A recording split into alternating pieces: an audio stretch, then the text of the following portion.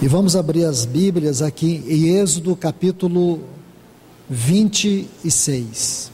Vamos ler a partir do versículo 15.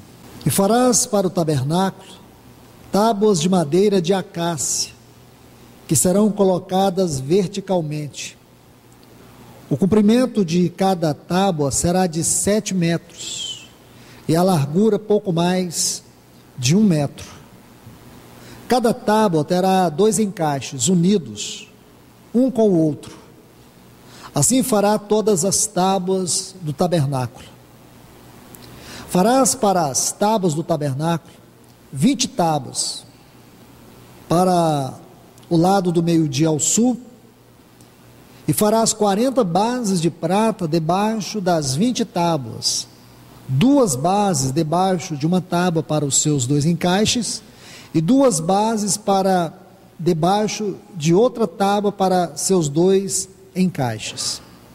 Do outro lado do tabernáculo, para o lado norte, haverá 20 tábuas, com suas 40 bases de prata, 2 bases debaixo de uma tábua e 2 bases debaixo da outra tábua. Para o lado posterior do tabernáculo, versículo 22, ao ocidente farás 6 tábuas. Farás também 2 tábuas para os cantos do tabernáculo, nos 2 ângulos posteriores, as quais se unirão por baixo, e em cima também se ajuntarão numa dobradiça. Assim será com as outras 2, e elas serão para os 2 cantos. Assim serão as 8 tábuas, com suas bases de prata, 16 bases, 2 bases debaixo de uma tábua, e 2 bases debaixo de outra tábua. Somente até aqui. Pai, no nome de Jesus, pedimos que o Senhor nos ajude a compreender esta maravilhosa porção da Tua palavra. Senhor, nos dê sabedoria do Teu Espírito para compreender a riqueza desta tipologia. Nós te pedimos, no grande nome do Teu Filho Jesus, vem falar com a Tua igreja, vem falar com o Teu povo. Encarecidamente nós clamamos ao Senhor, que a Tua misericórdia se derrame em nossas vidas. Pai, em nome de Jesus, nós te pedimos isto, em nome de Jesus, amém. Amados irmãos, esta porção que nós lemos é uma das porções mais ricas do tabernáculo, sobre as tábuas. Falando de maneira bem resumida, o tabernáculo era constituído de 48 tábuas, 20 tábuas de um lado, 20 tábuas do outro, 6 tábuas atrás e 2 nos cantos, uma no canto e a outra no outro canto. Ao todo, 48 tábuas. É preciso pegar cada um desses detalhes. Como já tenho lhes dito, tudo no tabernáculo comunica uma verdade profunda para nós. Tudo no tabernáculo comunica uma verdade profunda para nós. As lições que nós temos que aprender aqui sobre essas tábuas são lições eternas. São lições que nós precisamos ir aos pés do Senhor, com a ajuda do seu Espírito, para que venhamos capturar toda a força das revelações do Senhor por meio de todos esses detalhes. Vamos, com muito cuidado, examinar detalhes aqui. Observe, por favor, eu vou usar uma versão atualizada, eu li na Reina Valera, mas vamos aqui pegar apenas o versículo 15.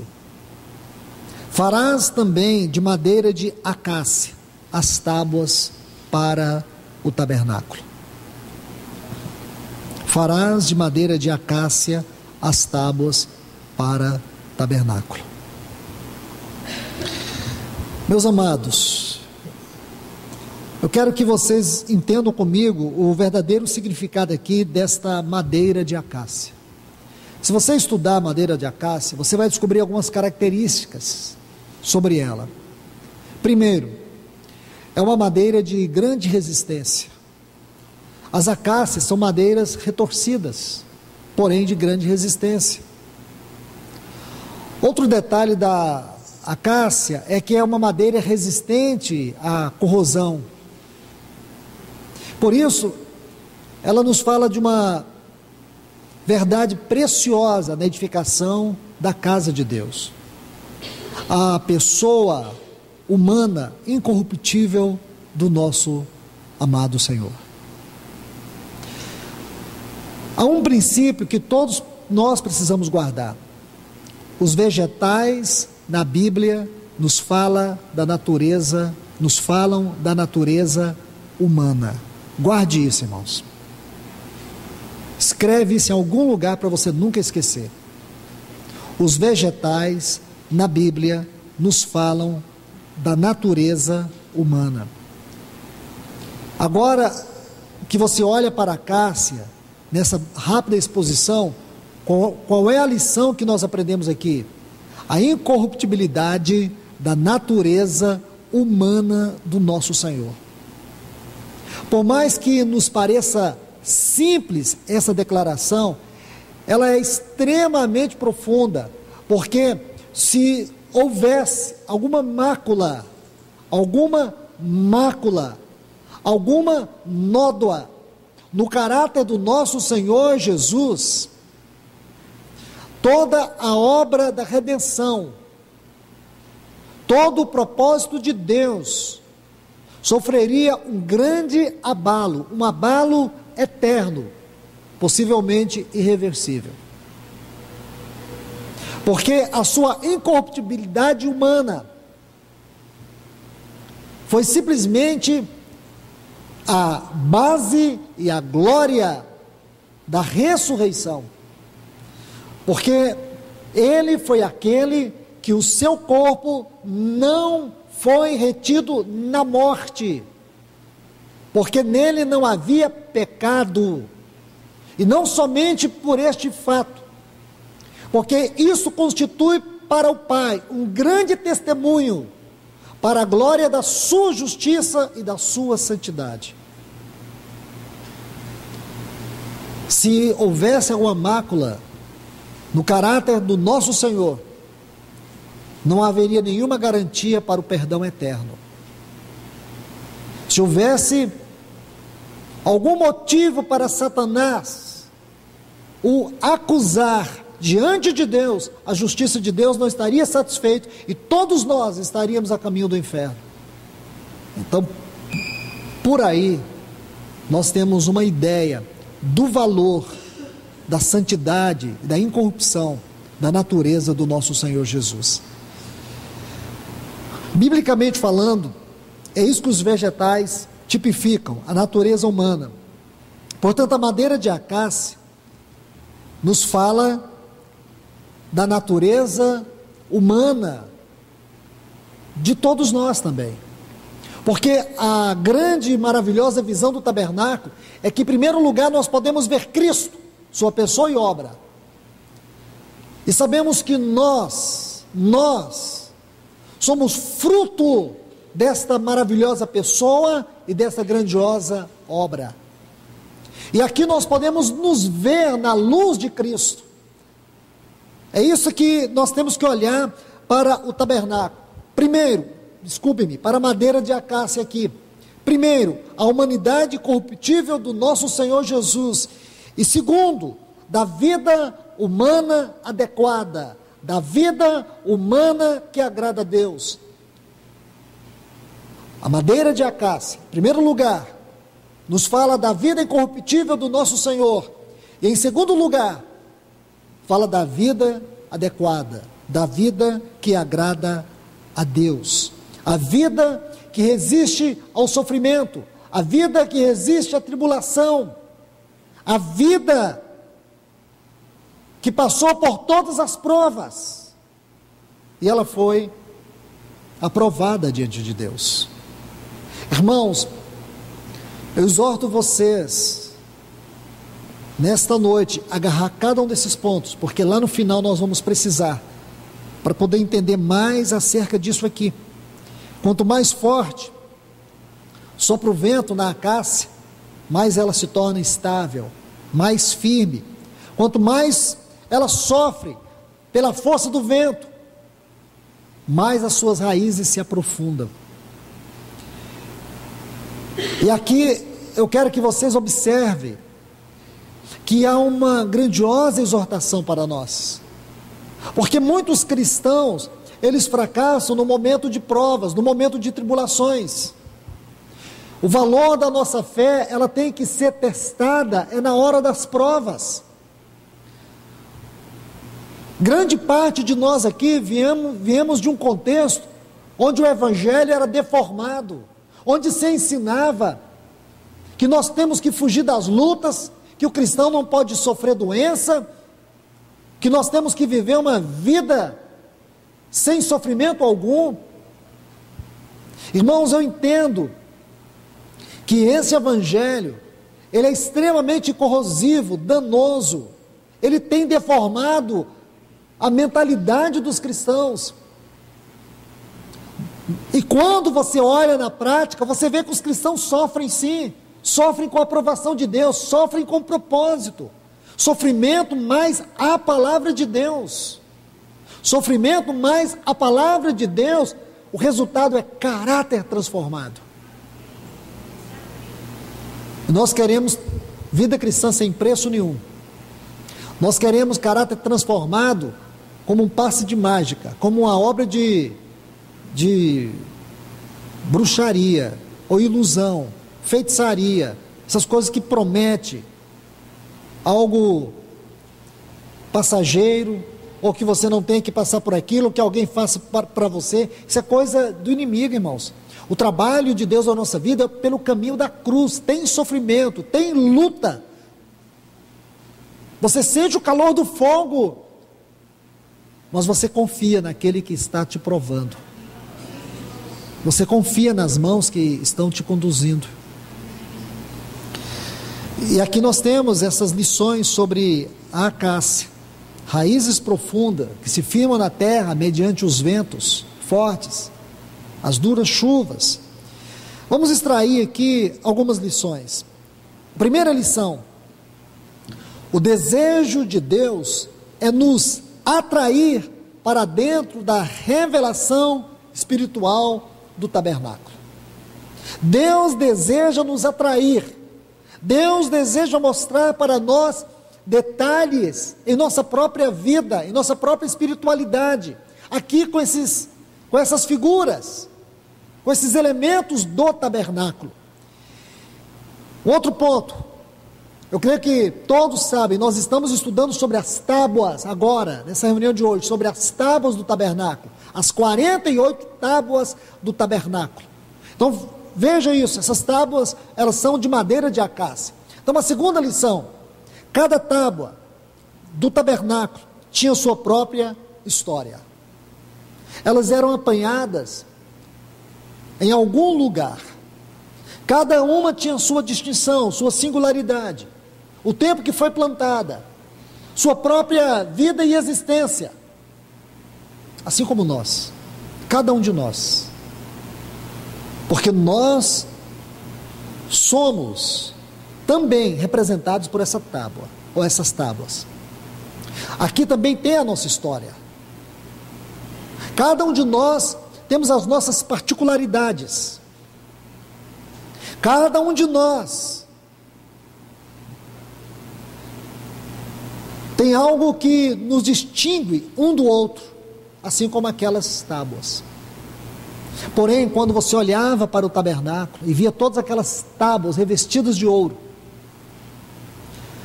você não pensava, e não havia como alguém pensar, olhando para aquelas tábuas, sobre a história de cada uma delas, senão no trabalho que foi feito nelas. A grande glória é essa, irmãos. A grande glória da nossa eterna redenção não é da onde cada um de nós saímos, mas o que foi feito em nós. E o resultado final. Porque se você olhava para o tabernáculo naquele tempo, você via aquelas tábuas de acácia revestidas de ouro. Eu creio que é isto que deve tocar o nosso coração. É saber qual é o resultado final daquilo que Deus está fazendo em nossa vida.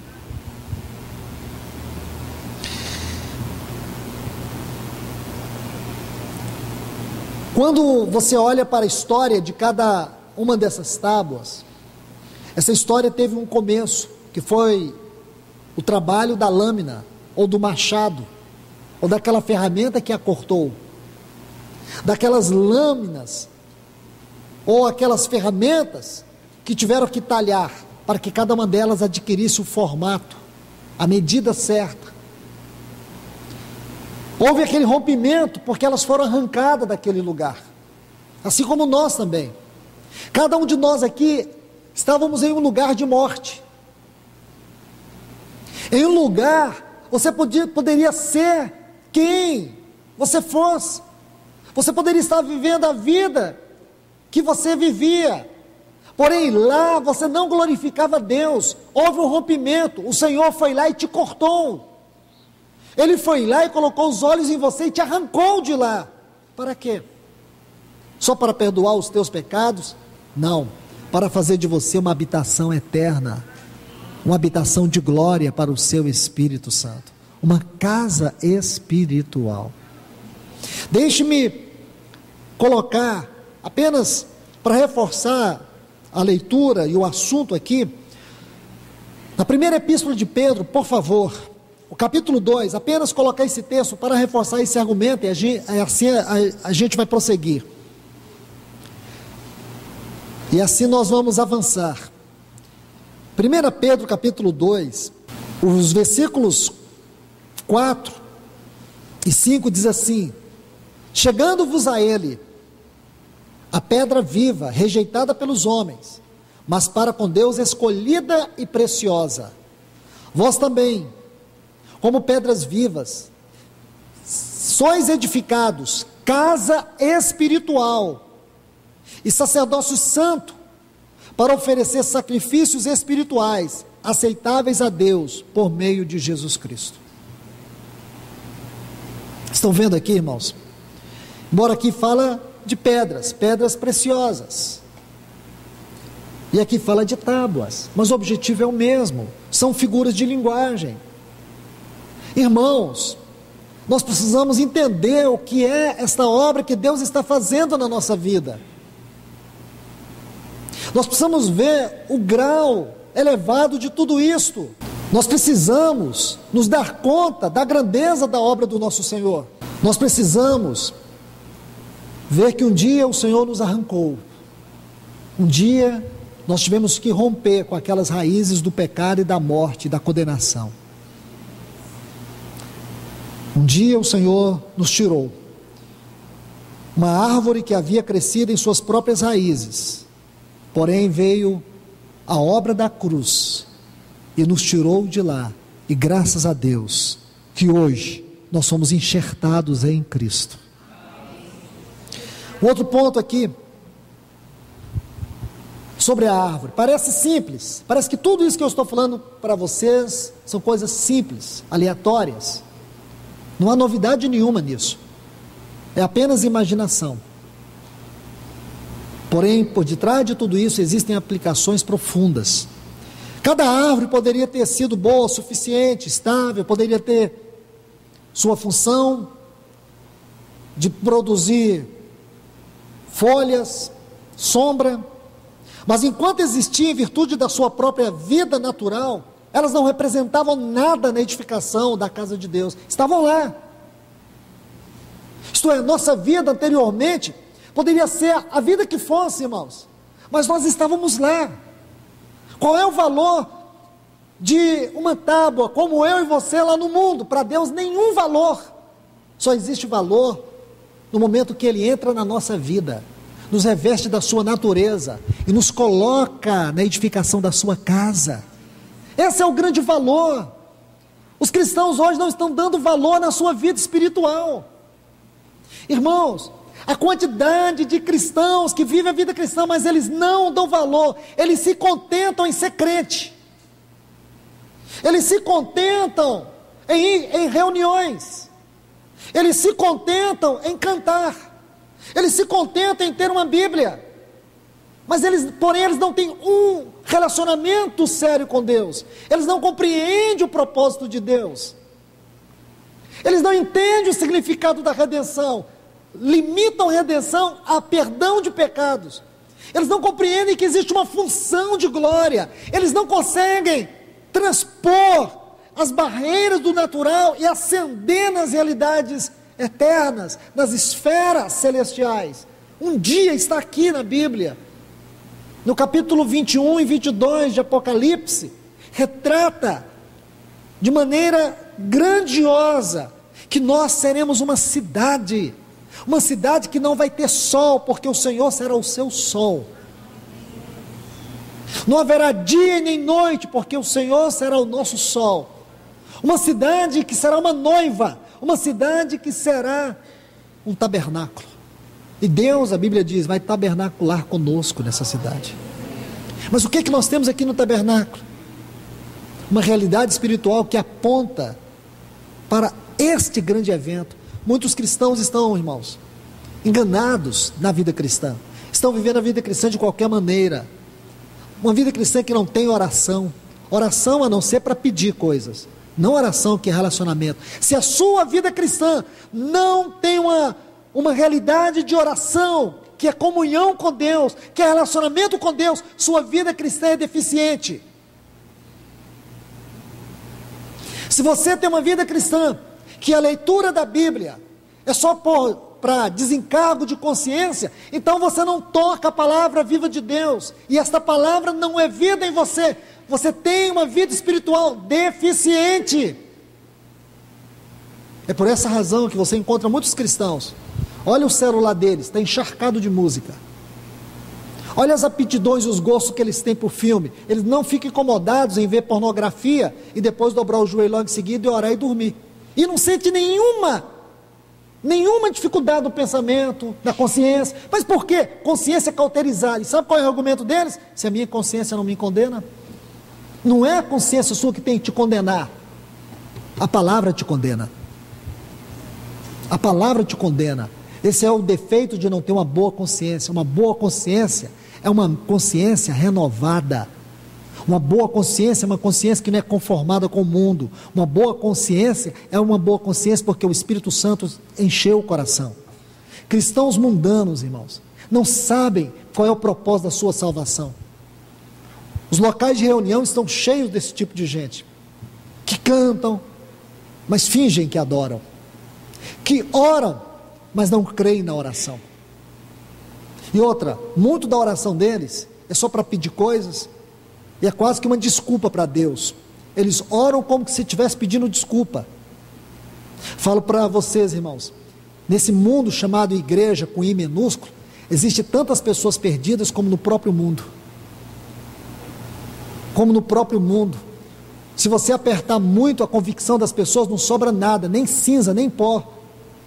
Porque hoje o tipo de cristão que tem usado aí a máscara de cristão, Satanás nem se incomoda com eles, porque são superficiais.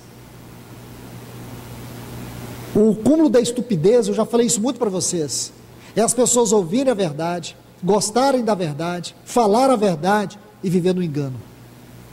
Nós precisamos entender que o propósito da nossa salvação é elevadíssimo.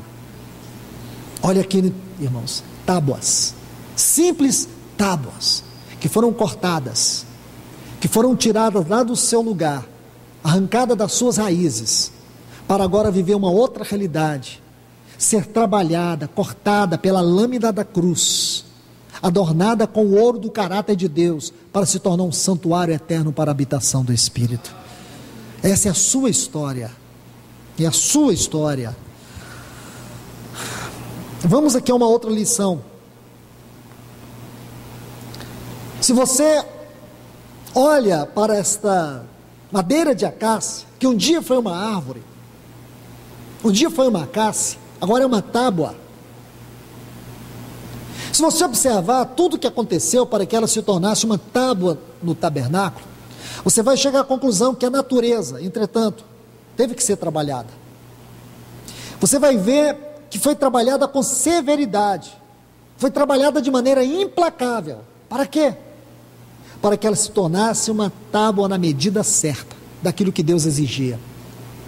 É por isso que Deus trabalha tão duro conosco, irmãos. Nunca pregue o evangelho dizendo para as pessoas que se elas virem a Jesus, tudo vai ser fácil. Nunca diga para as pessoas que agora com Jesus acabaram-se as lutas. Agora as pessoas vão saber que Satanás é Satanás mesmo, que o inferno é real. Há limitações. Jesus disse assim: olha, estreito é o caminho, a porta é estreita, o caminho é estreito, o caminho que conduz ao reino. Larga é a porta da perdição. Vida cristã não é caminho fácil. E graças a Deus, irmãos, graças a Deus, porque Deus tem que pegar firme comigo, tem que pegar firme com você, porque se Deus nos deixasse à solta, irmãos, nós entrávamos para o inferno com as nossas próprias mãos. Se Deus nos deixasse, o que seria de nós? Por nossa conta. Agora você vê a luta, olha a sua volta, olha, dentro do casamento, com os filhos, na saúde, no corpo, em tudo. Você vê guerras, você vê batalhas, e você ora, parece que Deus não ouve. Ele ouve, Ele ouve. Aquele que ora com fé, Ele ouve. Aquele que o ama, Ele ouve. Deus só não ouve corações dissimulados. Deus não ouve aqueles que têm uma fé fingida. Mas Deus ouve aqueles que são sinceros, aqueles que rasgam o coração com a verdade, aqueles que verdadeiramente vivem uma conversão, um novo nascimento. Não são aqueles que são crentes religiosos, porque crentes religiosos é só mais uma forma de mundanismo e de impiedade. Vida cristã não gera crentes religiosos, gera filhos com natureza transformada. Meus amados irmãos e irmãs, Deus, Ele trabalha de maneira severa e implacável, e é por amor, é por amor. O que diz o capítulo 12 de Hebreus e o versículo 10, Deus, Ele trata duro conosco, Deus nos disciplina para que sejamos participantes da sua santidade. Hebreus capítulo 12, versículo 10. Deus pega firme conosco porque Ele deseja que nós participemos da sua santidade.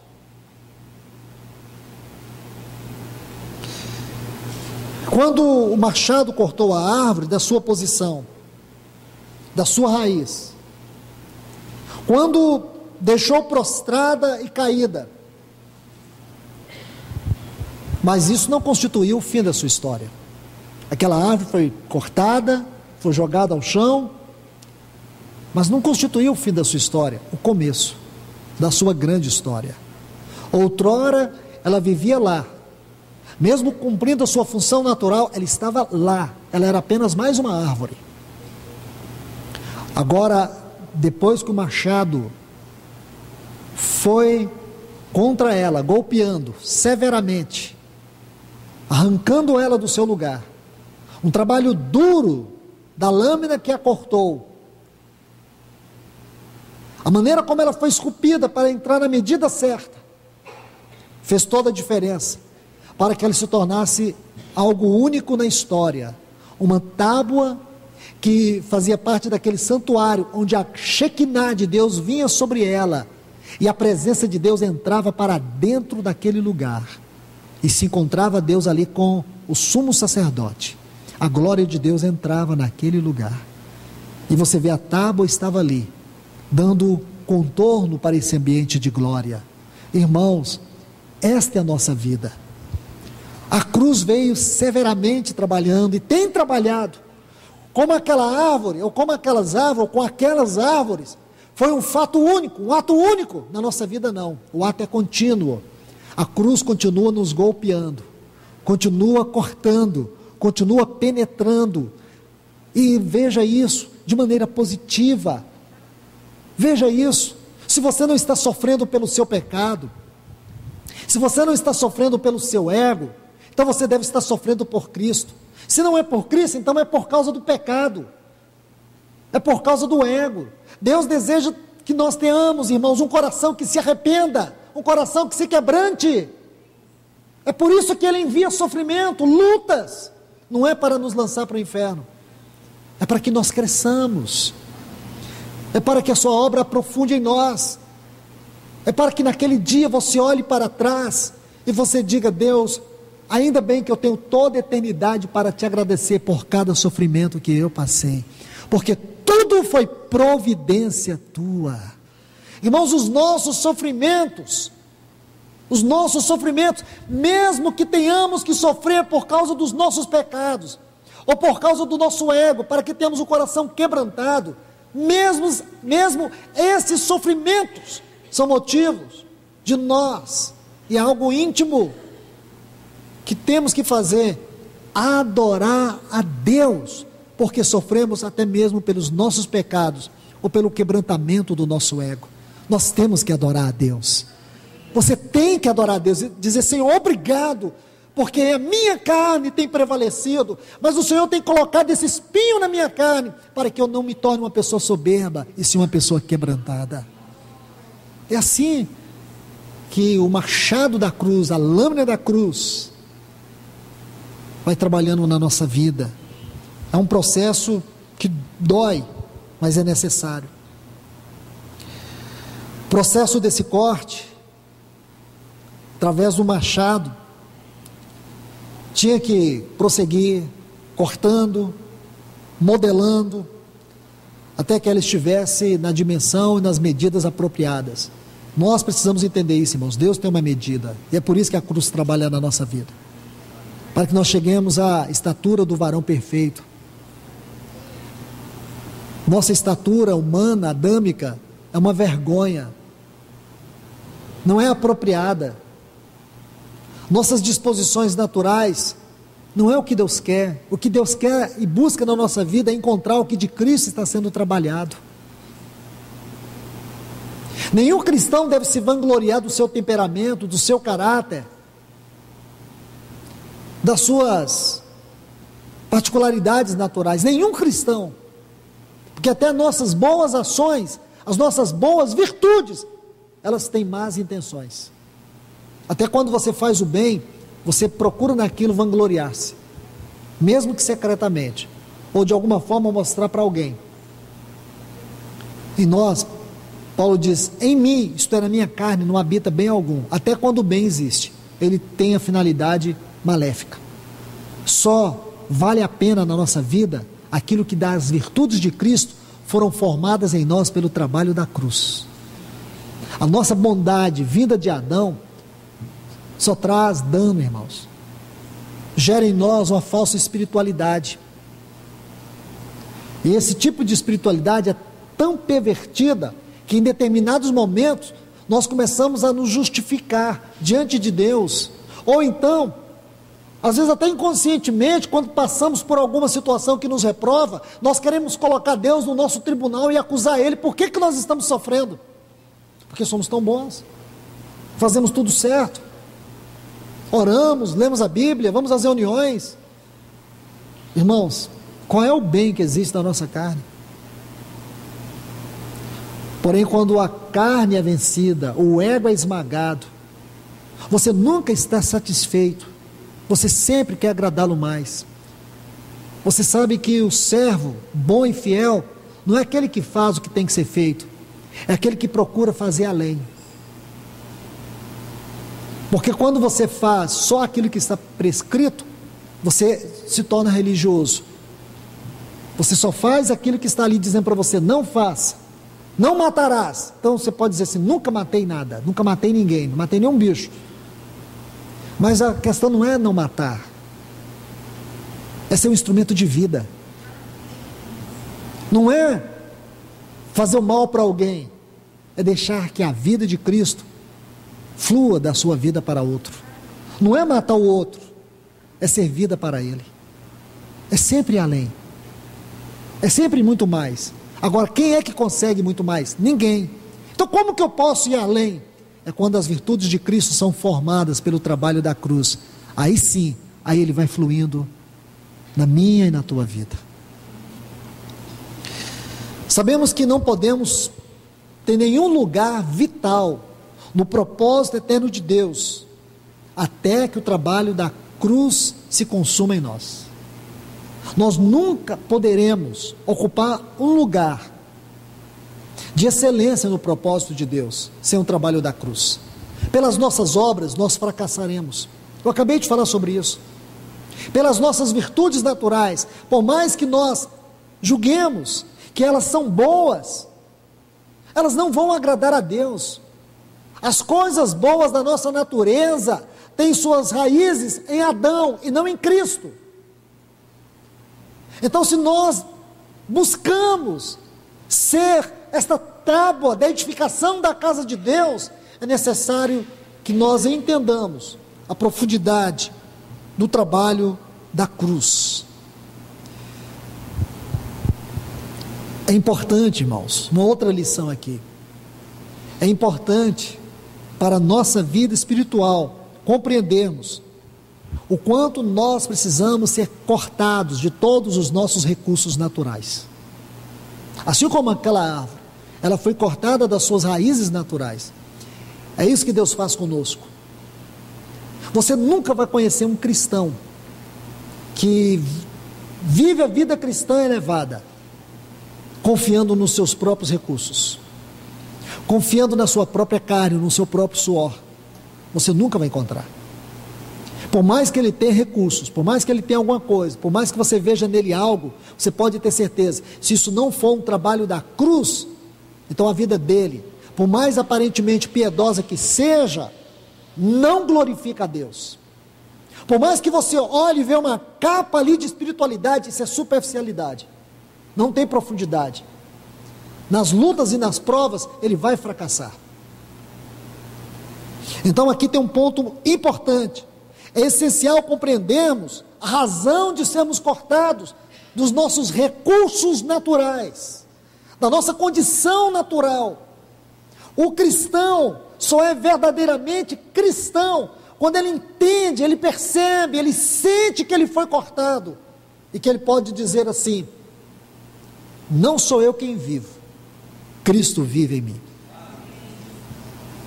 Tudo o que eu sou, tudo o que faço, é fruto de Cristo viver em mim. Removido do seu domínio e dos seus recursos naturais. É necessário, irmãos, que o Senhor nos reduza.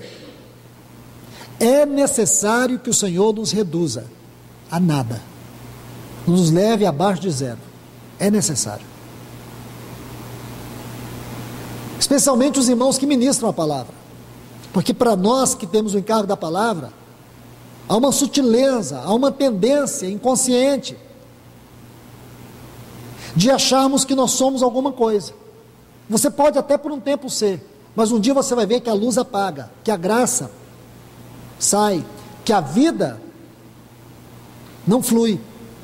Você pode perceber, muitos cristãos, outrora era uma bênção no ministério da palavra, porém, as pessoas vão ficando mais vazias, a mensagem deixa de ser pregada para contar história,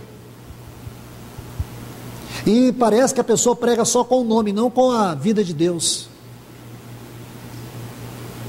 São chamados tagarelas do púlpito ou de púlpito.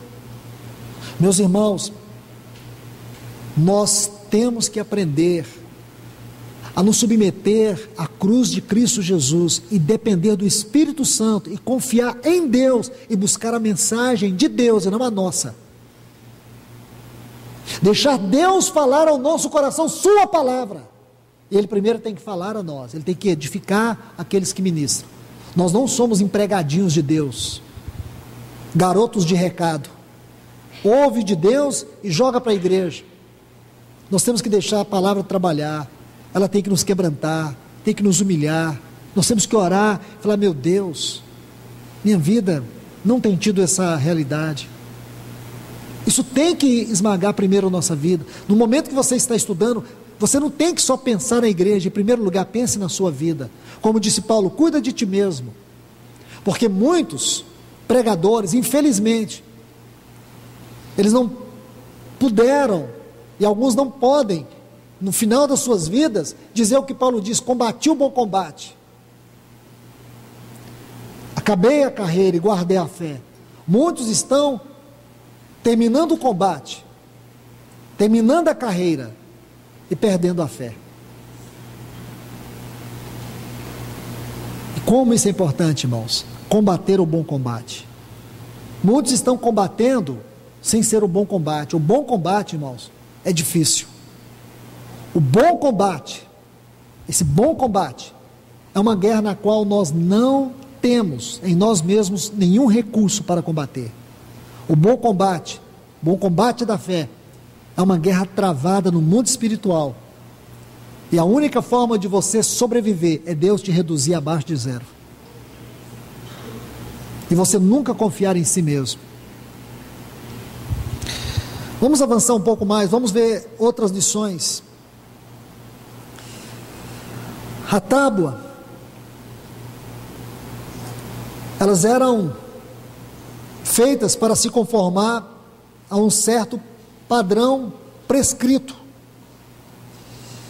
E esse padrão divino é uma questão íntima. A medida divina é uma grandiosa realidade espiritual em seu Filho, porque esse padrão é Cristo. Nós somos cortados, nós somos trabalhados, e eu creio que isso deve ser um grande conforto, um grande motivo de encorajamento para nós. Sabe por que você sofre? Sabe por que tantas imperfeições e tantas lutas? Sabe por que muitas limitações te esmagam? Porque Deus, Ele mesmo, que prescreveu tudo isso, com o único propósito que um dia você fosse conformado ao seu Filho Jesus. Cada sofrimento na nossa vida tem como propósito não nos destruir, mas nos conformar a Cristo Jesus.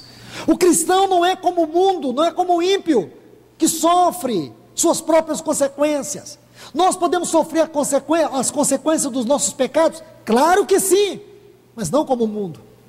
Quando o mundo sofre as suas próprias consequências, ele sofre suas próprias consequências. O cristão não. O cristão, quando sofre as consequências do seu pecado, porque Deus quer levá-lo ao arrependimento, Deus quer levá-lo ao quebrantamento, Deus quer levá-lo ao crescimento. Nossa vida tem um valor significativo diante de Deus. Vamos a mais uma outra lição. Quando aquelas tábuas cortadas, arrancadas do seu lugar natural, levadas para compor o tabernáculo, depois de todo o trabalho, depois de cortada, talhada, muito bem esculpida na medida certa, acontecia algo maravilhoso. A tábua era revestida de ouro. Pense nisso, irmãos.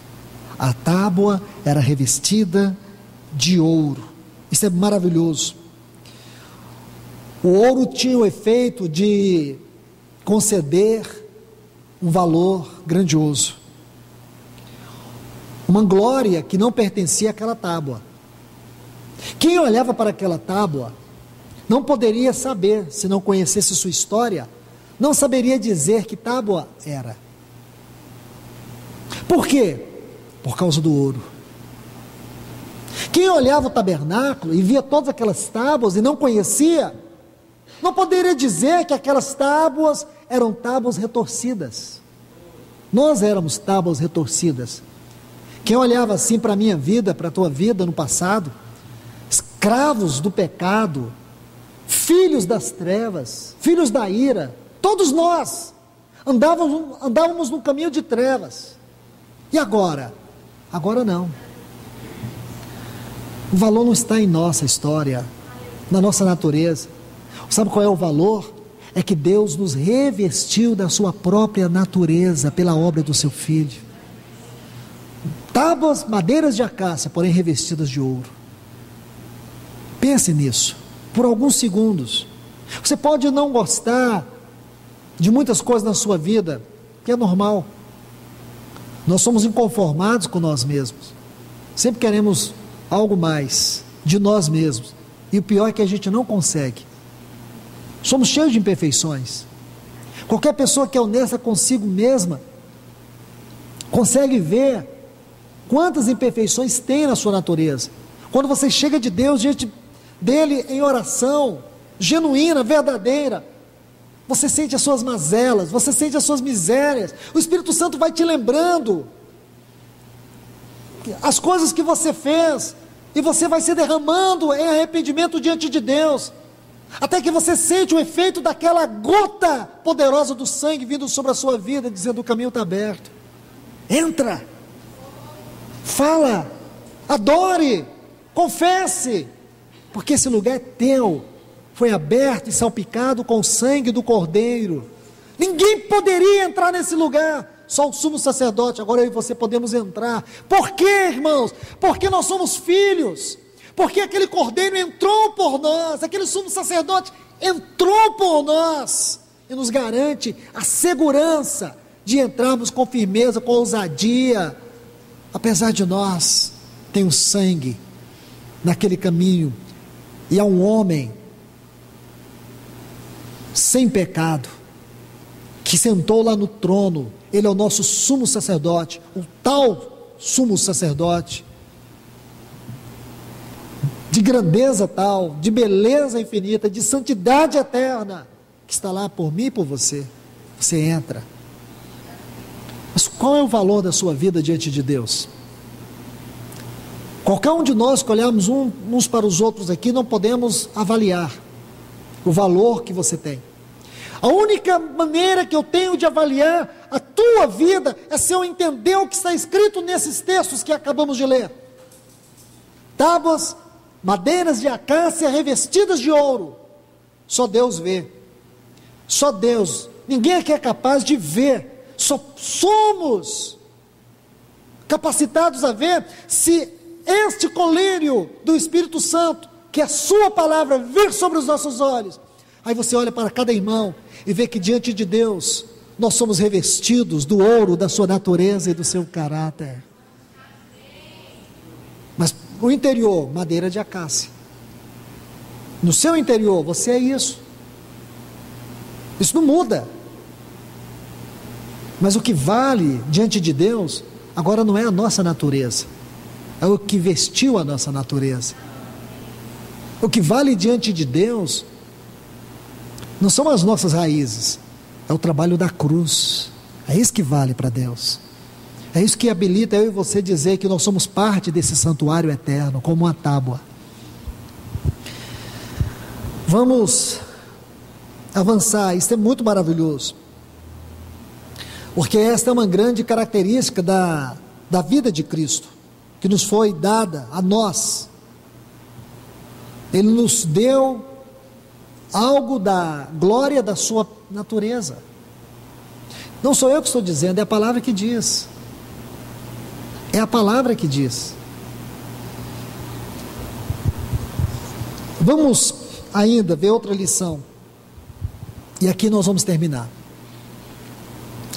Não é suficiente ter sido cortado, não é suficiente entrar na medida certa, não é suficiente tudo isso, irmãos. Ver o trabalho da cruz na nossa vida, como aquele machado que cortou aquela árvore.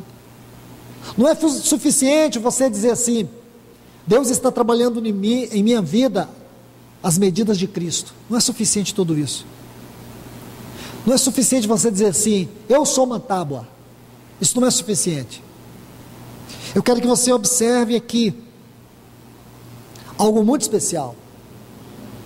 Você pode dizer assim: nossa, que maravilha, A cruz trabalhou na minha vida, cortou, me arrancou da minha esfera natural, me trouxe para a realidade espiritual das glórias de Cristo, me revestiu do ouro. Mas eu digo para você, isso ainda não é tudo. O verdadeiro significado espiritual dessas tábuas não estava no fato delas terem sido cortadas, trabalhadas e adornadas pelo ouro. Elas tinham que permanecer em pé. E o que o Espírito Santo vai nos dizer aqui? Aqui diz que as tábuas eram colocadas de maneira vertical. Então, é essencial que permaneçamos em pé. A obra de Satanás a todo tempo contra nós é o quê? Tentar nos sacudir. Tentar nos colocar por terra. Toda a obra de Satanás é mudar a nossa posição espiritual. Quando ele tentou Jesus lá no deserto, o que ele buscava? Ele buscava mudar a posição espiritual do nosso Senhor. Se és filho de Deus, colocar dúvida, colocar ele para baixo. Ele sabia da condição do Senhor, ele sabia das lutas do Senhor, ele estava com fome, ele estava no deserto. Então ordena que essas pedras se transformem em pães. Ele poderia fazer isso, mas ele não fez, porque ele queria viver da dependência de Deus. A Bíblia diz que depois os anjos vieram e o serviram. Ele queria depender do Pai e não dos seus recursos. Satanás queria o quê? Que ele fosse colocado por terra, ou que ele perdesse a sua posição. Isso é muito importante, irmãos. Hoje, muitos cristãos não estão entendendo as lutas, as dificuldades, as provocações do inimigo. Satanás procura provocar um colapso na nossa vida espiritual. E sempre vem, irmãos, porque as lutas, as tribulações, os sofrimentos na nossa vida são questões cíclicas. Ah, está tudo bem com você agora? Aí você pode dizer, nossa, irmão, graças a Deus, agora está maravilha. Então não respira não. Não fica achando que está tudo maravilhoso. Ah, glórias a Deus. Está tudo em paz. Aqui nessa terra, irmãos, a nossa paz é uma pessoa, não é um estado de espírito. Entende? Você olha para as pessoas com aquela vida boa. Você olha vida boa, irmãos. Não existe vida boa. A única vida boa é a vida de Cristo. Então, se você não está em Cristo, não tem vida boa. Aí você diz, mas eu estou em Cristo e tantas lutas. Isso é vida boa. É melhor passar as lutas com Cristo do que sem Cristo. Então escute, deixe-me colocar alguns pontos maravilhosos aqui. O Senhor quer nos mostrar algo. A posição das tábuas eram em pé, não prostradas. Não adianta pensar em todo o trabalho que o Senhor fez. Você tem que manter sua posição espiritual. Não aceite Satanás te colocar no chão. Não veja isto e aceite de maneira cômoda. Não se acomode com isto, porque essa não é a sua posição. Fica prostrado. A nossa posição é vertical. Deixe-me ilustrar isso com algumas passagens bíblicas. Convido vocês a abrirem suas Bíblias em 1 Reis capítulo 19. Eu vou usar aqui o exemplo de Elias. Isso tem que falar ao nosso coração. Nós não podemos aceitar a condição de tábuas caídas, tábuas prostradas, porque Satanás quer confrontar a obra do Senhor na nossa vida. Então não podemos aceitar isso. A despeito de lutas, a despeito de tribulações, a despeito da nossa própria natureza, não podemos aceitar. Porque o Senhor nos colocou numa posição de glória. Ele nos revestiu da sua glória, da sua natureza, e Ele está avançando na nossa vida. Você pode não estar vendo, mas se você estiver na posição certa, com absoluta certeza, segurança, a fé vai dar testemunho que o Senhor está trabalhando em você. O Espírito Santo, Ele testifica que você é filho de Deus. Vamos aqui olhar a vida de Elias. Antes de lermos alguns textos, deixe-me contar algo a vocês. Se você estudar, desde o capítulo 17 aqui de 1 Reis, Elias é um homem extraordinário, do ponto de vista espiritual. Ele sai, ele começa no capítulo 17 como Elias de Tisbé e termina como um homem de Deus. É isso que você vai encontrar nesse capítulo. Deus passa ele por muitas provas. Deus leva ele para Querite. Querite significa cortar na medida certa. Deus ali corta ele. Deus leva Elias a depender dele. Depois Deus tira Elias de Querite, faz ele percorrer 150 quilômetros a céu aberto, enquanto ele era o homem mais procurado no mundo daquela época, mais odiado pela rainha, pelo rei Acabe, por Jezabel, que era a rainha. Ele era o homem mais procurado, mais odiado pelo reino. E Deus fez ele caminhar 150 quilômetros a céu aberto, de Querite a Serepta, para ser sustentado por uma viúva. Então ele passa por muitas provas, muitas lutas. E você sabe do confronto que ele teve com aqueles profetas de Baal. 850 profetas contra ele. Os outros profetas de Deus estavam tudo em cova. E tem gente que vê nisso coisa positiva. Isso não é coisa positiva, irmãos, é negativa. Porque o profeta que não quer se colocar na brecha não é profeta, é um mercenário. Profeta que fica buscando palavrinha boa para passar uma maquiagem na igreja, ele não está sendo usado por Deus na edificação da sua noiva, ele está produzindo uma Jezabel, uma prostituta. Ele não é usado por Deus, ele pode até falar a palavra de Deus, mas ele não consegue pregar a palavra viva de Deus. Falar a palavra de Deus, até Satanás fala, ele falou para Jesus. Então falar a palavra de Deus é uma coisa, pregar a palavra de Deus é outra bem diferente. Profetas pregam a palavra de Deus, eles não falam da palavra de Deus. E aonde estavam os profetas no tempo de Elias? Alimentados em cova, a pão e água. É fácil uma vida desse, ministério assim, irmãos, quem não quer? Ser bajulado, receber a aprovação das pessoas, tapinha nas costas. É isso que os profetas modernos gostam. Posição. Ir aonde Deus quer, eles não querem. Eles querem ir aonde tem multidão. Multidão. Pregar a palavra de Deus, vai que a palavra de Deus hoje é um cajado, é uma espada inflamada.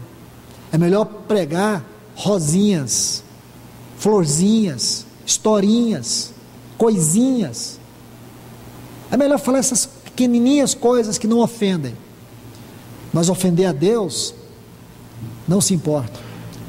Irmãos, eu peço ao Senhor que levante profetas nesta geração e entre nós.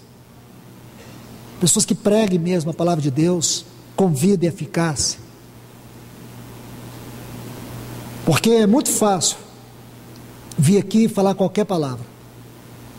Qualquer lugar falar qualquer palavra. Nós não temos que pregar qualquer palavra. Nós temos que perguntar ao Espírito Santo qual é a palavra. Senão, irmãos, nós vamos ter aqui uma igreja sempre doente. Muitos não querem. Como Judas não quis Jesus. Como Judas ouviu e viu os milagres de Cristo e a palavra de Cristo, porém não seguiu a Cristo. Muitos também. Muitos também. Muitos irmãos que vivem a vida espiritual na periferia, porque é muito bom viver na periferia. É muito bom ser um cristão superficial, segundo o contexto e os parâmetros desse mundo. Nós não somos chamados para viver no padrão do mundo. Nós somos chamados para ser a noiva do Cordeiro. Nós somos chamados para ser o santuário do Espírito. Nós somos chamados para ser os filhos de Deus, conformados ao seu Filho. O preço é alto. Se o preço que Ele deu por nós, para nos comprar foi alto, o preço para nós vivermos para a sua glória também é muito alto. No passado, os cristãos morriam por sua fé. Hoje os cristãos precisam viver por sua fé. Nós somos chamados hoje, não é morrer pelo Evangelho, é viver pelo Evangelho. E hoje muitos cristãos, lá no seu trabalho, lá na faculdade, no contexto que eles vivem, são como verdadeiros agentes secretos. Ninguém sabe que eles são crentes, porque na hora da piada eles também têm uma. No meio da roda, eles sempre estão no meio ali. Eles não conseguem reprovar com o seu silêncio, com a sua atitude. O que eles falam, o mundo também fala. Que vergonha, irmãos, na nossa família, nos nossos familiares, no meio das pessoas mundanas que nos cercam, nós não temos a luz de Cristo. Que vergonha para o Senhor. O Senhor disse que essas pessoas também serão envergonhadas diante dEle. Um dia o Senhor vai dizer: apartai-vos de mim, eu nem vos conheço. Meus irmãos, vamos deixar que a vida, o poder de Cristo exale da nossa face. As pessoas precisam saber que ali tem uma luz do Senhor, porque o mundo está em trevas, irmãos. Você é uma tábua que tem que se posicionar. Então veja, o Elias, depois de passar por tudo isso, olha que situação, irmãos. Veja, versículo 1: Acabe contou a Jezabel tudo quanto Elias fizera, e como matara a espada todos os profetas de Baal. Então Jezabel enviou a Elias um mensageiro dizendo: assim me faça os deuses, e ainda mais, se amanhã a esta hora eu não tiver com tua vida como a vida de um deles. Vendo, pois, o perigo, olhe bem, vamos ler devagar. Agora Elias, vendo, pois, o perigo, e para salvar a sua vida, irmãos, quantas lições nós temos aqui? Se foi e veio a Berseba, que está em Judá, e deixou ali o seu criado, e ele foi para o deserto, caminho de um dia, e veio e assentou debaixo de um zimbro, desejando a morte. Disse: já basta, ó Senhor, tira a minha vida, pois não sou melhor do que meus pais. Conseguiu capturar aqui tudo, irmãos? Imagine, agora Elias vai prostrar, porque uma mulher chamada Jezabel, mandou uma mensagem para ele dizendo que ia matar ele. Pensa nisso, irmãos. Veio um exército contra ele, ele disse: eu sou homem de Deus, desça fogo do céu e consuma esses homens. O fogo desceu, consumiu um exército. Vieram 850 profetas de Baal contra ele, mas não era contra ele, era ele mais Deus. E todos foram mortos. Ninguém resistiu a esse homem, mas um dia uma mulher mandou uma ameaça para ele. Sabe a conclusão que ele chegou? Ele chegou diante de Deus e disse: tira minha vida, eu não aguento isso. Irmãos, isso aqui é sério, muito sério, porque muitos cristãos estão assim. Quantas provas o Senhor passou com você? De quantas Ele te livrou? Quantas lutas você tem enfrentado? Agora, por causa dessa luta aí que você está passando, você está sentindo a sua fé abalada, acabou tudo. Você acha que pronto, não dá mais. Você está negando o Senhor. Ele nunca te deixou, Ele passou todos os vales com você. Ele te conduziu por todas as dificuldades, te sustentou, te alimentou, cuidou. E agora você está desistindo dele? Como Elias. Lembra de Pedro, irmãos? Se você começa lá em Lucas capítulo 5, versículo 10, Jesus disse assim: Pedro, você não será mais pescador de peixe, você vai ser pescador de almas. Se você avançar um pouquinho, João capítulo 13, versículo 57, Pedro diz assim para o Senhor: Senhor, por ti eu dou a minha vida, eu vou contigo até o final. Aí se você vai para Lucas capítulo 22, o versículo 57, quando aquela criada confrontou Pedro, dizendo que ele havia andado com o Senhor, ele disse: eu não o conheço. Ele negou o Senhor 3 vezes. Aí depois, se você vai para Marcos capítulo 16, o versículo 7, nosso Senhor ressuscitou, e ele mandou uma mensagem para os seus discípulos através daquelas mulheres. Ele disse: digam para os meus discípulos e a Pedro que eu vou adiante deles. Lembra? Marcos 16, 7. Aí se você pega mais 2 textos, João capítulo 21, versículos 3 e o versículo 9. No versículo 3, Pedro diz assim: vou pescar.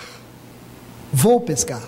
Então você precisa voltar lá para o capítulo 5 de Lucas e o versículo 10. Você vai ser pescador de almas. Então Pedro está negando tudo, porque ele fracassou. Porque Satanás, Jesus disse: Pedro, Satanás requereu peneirar vocês como um trigo, mas eu roguei por ti. Ele não confiou na oração do Senhor. ele não confiou no braço do Senhor. Irmãos, existem momentos na nossa vida que a gente passa por isso. Você vê o problema maior do que a mão do Senhor, você vê o problema maior do que Deus, porque a fé fracassa, e porque você fracassou na fé, você acha que Deus desistiu de você porque você é filho?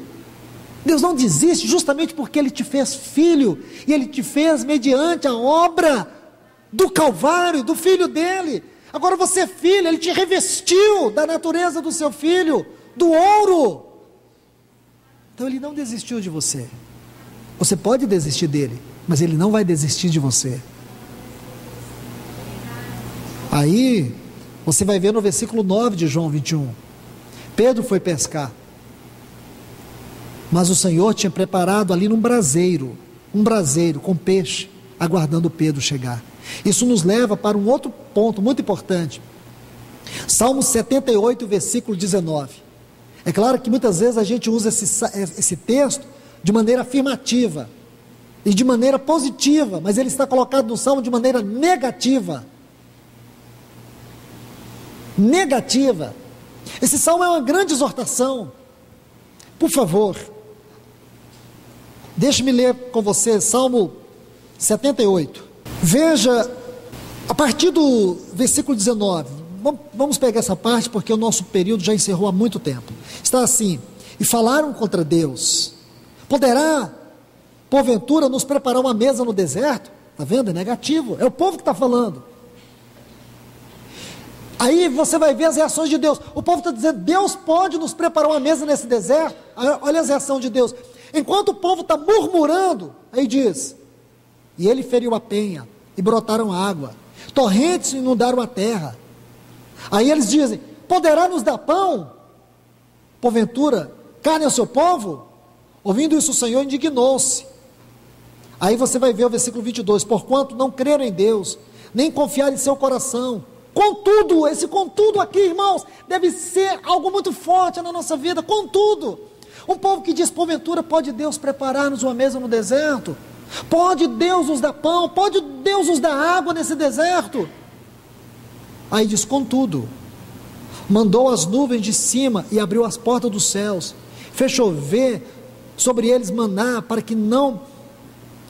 que comesse, e lhes deu trigo dos céus, pão dos poderosos comeu o homem, enviou-lhes comida até saciá-los, moveu o céu, o vento do oriente, trouxe com o seu poder o vento sul, e fez chover sobre eles carne como pó, como areia do mar. E sabe o que o povo diz? Pode Deus preparar para nós uma mesa no deserto?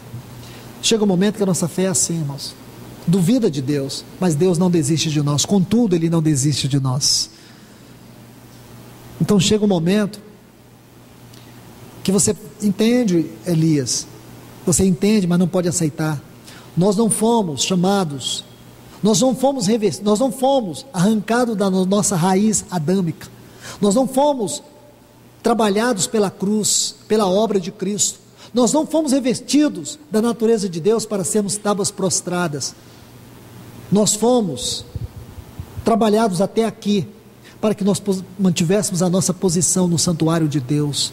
Nós somos o santuário de Deus, e como parte desse santuário, nós precisamos manter a nossa posição vertical, nossa posição ascensional. Que Deus os abençoe, irmãos. Senhor, nós te louvamos e te agradecemos, Senhor. Sabemos que a tua casa é edificada com aqueles que permanecem em pé, e não com aqueles que estão prostrados. Ajuda-nos a entender toda a singularidade da nossa vida como tábuas deste santuário. Nós te pedimos, Senhor, vem nos ajudar. Madeiras de acácia, nós éramos esses retorcidos, mas esta carpintaria do Nazareno fez uma obra tão grande na nossa vida. Oh Senhor, obrigado pelo ouro refinado que o Senhor nos revestiu. Obrigado que este olhar que o Senhor tem para nós é como aqueles que contemplavam o tabernáculo. A madeira de acácia era o interior, mas o exterior revestido de ouro. Obrigado, Senhor, porque aos teus olhos nossa vida está revestida do ouro da tua vida, Senhor. E é isso que o Senhor vê em nós. Por isso, nesta hora, nós te agradecemos. Ajuda, Senhor, aqueles que estão prostrados, aqueles que estão caídos, aqueles que estão naufragando na fé, como o Elias. Senhor, nós somos suscetíveis a isto, mas nos enche da tua palavra, da tua vida nessa noite, para que nós possamos voltar à nossa posição no teu santuário, e assim, Senhor, nos encha da tua presença, nos encha do teu Espírito, nos encha da tua vida, nos encha da tua palavra nesta hora. Nós te pedimos em nome de Jesus. Amém, Senhor.